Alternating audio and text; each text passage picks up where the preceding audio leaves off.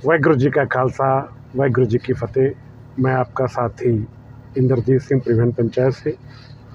दोस्तों, जैसा कि आपको पता है कि हम लोग काफ़ी ज़्यादा सरकार की नीतियों से परेशान हैं और हमारा रोज़गार या समाप्ति की तरफ चल रहा है। आज हमारी कमर तोड़ दी है सीएनजी, पेट्रोल, डीज़ल ने, जो कि बेतहाशा वृद्धि रोज़ हो रही है। और उस वृद्धि होने के कारण जहां महंगाई का असर हमारे जीवन पर पड़ रहा है, वहीं हमारी जीविका पर पड़ रहा है। आज अगर गाड़ी में सीएनजी, पेट्रोल, डीजल डलवाना है तो आप देखते हैं कि जेब में उसके बाद कुछ रहता नहीं है। किराए की अगर बात करें तो ओला उबेर ने या प्राइवेट तौर पे जो हम गाड़ियाँ लेके जाते हैं, कोई ख़ास रेट हमारे पास है नहीं। हमारे साथी अपने ही साथियों का शोषण करते हैं। कोई कहता मैं इस रेट पे जाऊंगा तो दूसरा कहता मैं उससे कम रेट पे जाऊंगा। एक होड़ सी लगी हुई है। दोस्तों, सोमवार 21 मार्च हम लोगों ने केंद्र व राज्य सरकार को चेतावनी देते हुए एक धरने का आयोजन जंतर मंतर पर किया है।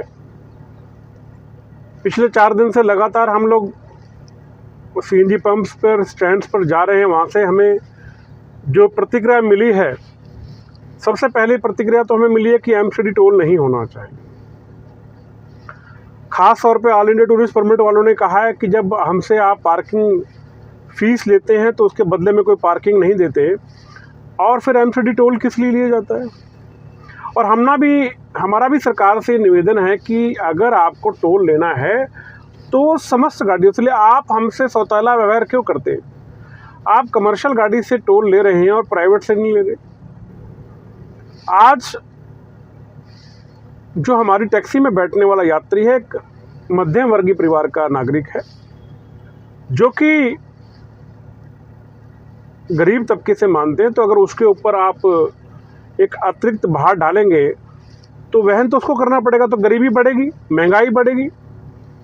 तो हमने सरकार से कहा है कि आप जो एमसीडी टोल लेते हैं या भारत में कोई भी टोल लेते हैं, वो टोल नहीं लेना चाहिए। या आप रोड टैक्स ले लें या आप टोल टैक्स ले लें। दूसरा, ओला उबेर के बारे में चर्चा हुई तो ओला उबेर के बारे में ये कहा गया कि भाई इनकी जो मनमानी है, ये जिस तरह से चल रहे हैं, ये चीज़ें गलत हैं, ऐसा नहीं होना चाहिए। तो उसके लिए सभी लोगों ने पुरजोर अपील करी और कहा कि हाँ, हम लोग यहाँ इस काम में ज़रूर आएंगे। फिर हमने कहा कि टैक्सी पॉलिसी लागू हो समस्त भारत में, पर सुधारों के साथ। कोई कहता है फलां टैक्सी लागू करोगे तो फलां, मैं कहा नहीं, टैक्सी पॉलिसी जो कि सभी के हित करो। ये नहीं कि एक के हित की हो गई, दूसरे के हित की ना हो। टैक्सी पूरे समाज के लिए, सभी के हित के लिए हो, वो टैक्सी पॉलिसी लागू की जाए। हमारे को इस दौरान सुनने को मिला, जो समझने को मिला, सबने साथियों ने कहा, और मेरी अपनी राय भी है कि जिस प्रकार दिल्ली के अंदर, मुंबई के अंदर, मेट्रो सिटी के अंदर ऑटो की परमिट की लिमिटेशन होती है कि इतने परमिट निकलेंगे, उससे ज़्यादा नहीं निकलेंगे, और अगर वो बिकेंगे तो आपस में सेल होंगे। इसी प्रकार से बसेस का रूट होता है। तो ये नहीं कि अगर आज 4 रूट निकाल दिए तो कल को 4 बसें को अपने आप लिएगा, तो ऐसा नहीं होता। तो हमने सरकार से ये निवेदन लिखा है कि अगर आप टैक्सी पे कैपिंग कर दें कि टैक्सियाँ इतनी ही एक स्टेट में रजिस्टर्ड होंगी, इससे ज़्यादा नहीं होंगी, तो मुझे लगता है कि ये जो रेट वाली बात है या बेरोजगारी वाली बात है, वो ठीक हो जाएगी, वो कवरिंग में आ सकती है। एक सज्जन मिले, उनका ये कहना था, प्रधान जी मैं तो आ जाऊंगा, वो नहीं आएगा, या प्रधान जी फलाना ये कह रहा है कि ये बकवास है, फलाना है। हमने उनसे एक बात कही कि आपको पीड़ा है, आप सारा दिन गाड़ी में बैठे हो। आज का दिन जो है, आप मेरे को भी अभी देखेंगे, हालात जो है, गर्मी में डोल डोल के, क्योंकि स्टैंड पे और सीएनजी पे खड़ा होना बड़ा मुश्किल काम है। गाड़ी में तो हर कोई आदमी एसी लगा के बैठ जाएगा। तो अभी चक्कर आने लगे, गर्मी करके मुंह सूख रहा है, पानी पी पी के बार बार हम कितना पानी पी लेंगे। तो हमने कहा भी तुम राजी हो, हम राजी हैं, तो सबसे पहले तो हम ये तय करें कि क्या मैं अपने ट्रेड के प्रति वफादार हूँ। मैं सभी जितने भी अपने आप में यूनियन चलाते हैं या संस्थाएं हैं, उनके सदस्यों को उनकी कमेटी से आह्वान करता हूँ, निवेदन करता हूँ कि दोस्तों आप किसके लिए काम करते हैं? चालकों के लिए काम करते हैं। तो आप आइए ना, चालकों के हित की बात हो रही है। आप देखेंगे हमारे पास ये लिखा हुआ है, सीएनजी पेट्रोल डीजल पर मूल्य वृद्धि वापस हो, हल्के परमिट वाहनों की परमिट कंडीशन अलग से हो,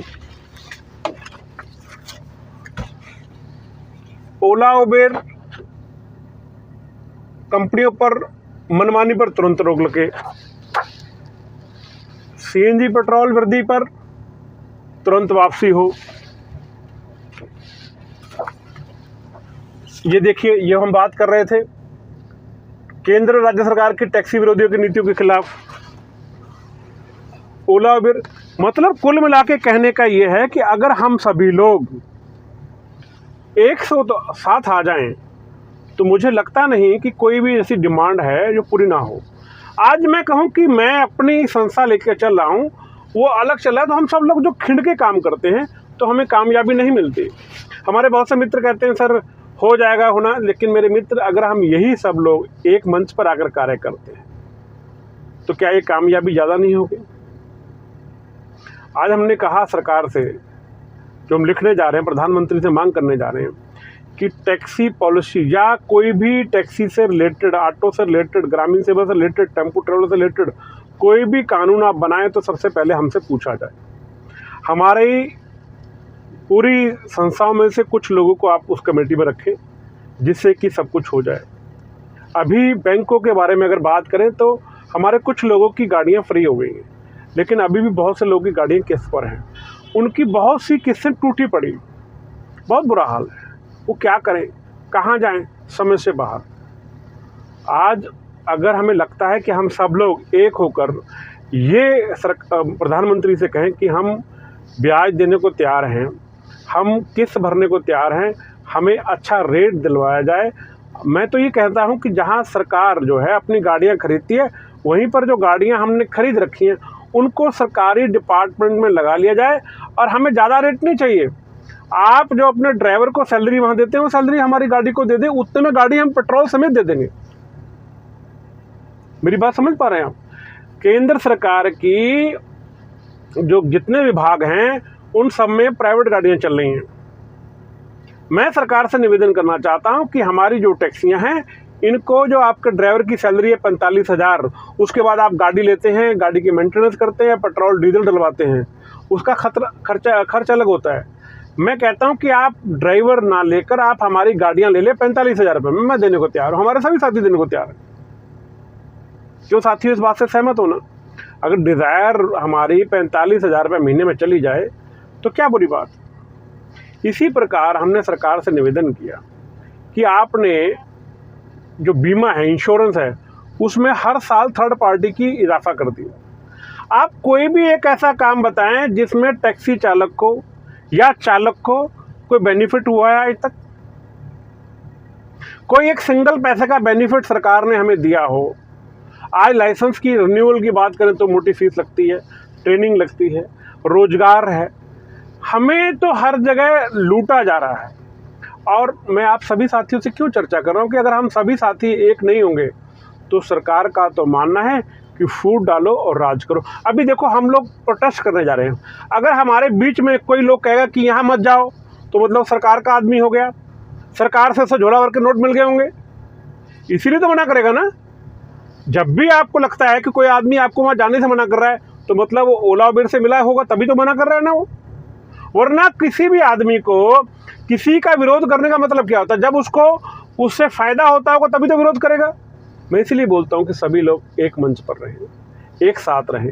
अगर कोई आदमी नहीं है, किसी का सपोर्ट कर सकता, तो विरोध करने का अधिकार भी उसको नहीं है।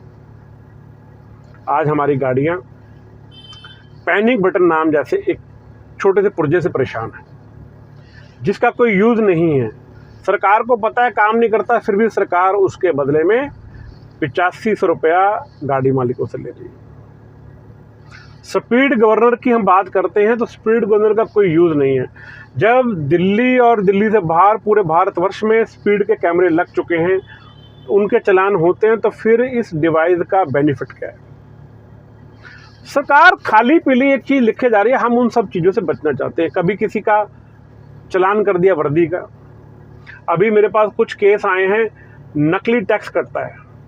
अब आप बताएं, नकली टैक्स जो कट रहा है उसमें ड्राइवर गुनाहगार कहाँ से हो गया? उसने तो देखा प्लेटफॉर्म के यहाँ ऑनलाइन टैक्स कटता, उसने कटवा लिया। अब उस पर 15-15 हज़ार फाइन हो रहा है, क्यों भरे वो? तो दोस्तों, इन सब चीज़ों को देखते हुए हम लोगों ने 21 मार्च का ये आह्वान किया है। आप सभी टैक्सी चालक, ऑटो चालक, ग्रामीण सेवा, मिनी बस, सभी लोगों को बुलाया है कि अगर आप जानते हैं कि सरकार की जो नीतियां हैं वो ठीक नहीं हैं और इन पर अंकुश, क्योंकि हम लोग दिल्ली सरकार से कुछ भी मांगने के पक्ष में नहीं है। दिल्ली सरकार के पास कुछ है ही नहीं। दिल्ली सरकार जो भी नियम लागू करती है वो कहती है जी मूर्त से आया है, मूर्त से आया है। पहले तो हम कहते हैं पता नहीं मूर्त है क्या, फिर पता लगा अच्छा ministry of road transport highway से आया है। जो कुछ आएगा वहीं से आएगा। आज हमने पैनिक बटन की लड़ाई लड़ रहे हैं, तो हमने जब उनसे चर्चा करी कि भाई हटा क्यों नहीं रहे, बोले मूर्त ने लगा दिया। मतलब सब कुछ मूर्त ने लगा दिया, तो दिल्ली सरकार की जरूरत ही क्या है? दिल्ली सरकार के आला अधिकारियों को, मंत्रियों को इतनी सुविधाएं मिल रही क्यों दी जा रही है? जब सब काम केंद्र सरकार नहीं करना है तो ये बीच में होने भी नहीं चाहिए। तो दोस्तों, आप सभी को लगता है कि अगर हमें कामयाबी लेनी है, टैक्सी का रोजगार बचाना है, तो आप सभी को 21 मार्च को आना चाहिए और इस वीडियो को ज़्यादा से ज़्यादा, हमारा यही एक माध्यम है। आज संडे टाइम्स में भी खबर आई है और भी कोशिश जहां होगी कर पाएंगे, क्योंकि मीडिया हमारी खबर नहीं छापता, तो हम इसी से कर लेते। तो आप सभी इसको ज़्यादा से ज़्यादा फैलाएं और ठीक 10 बजे जंतर मंतर पहुंचकर अपनी मांगों को पूर्ण करवाएं। वाहिगुरू जी का खालसा, वाहिगुरू जी की फतेह।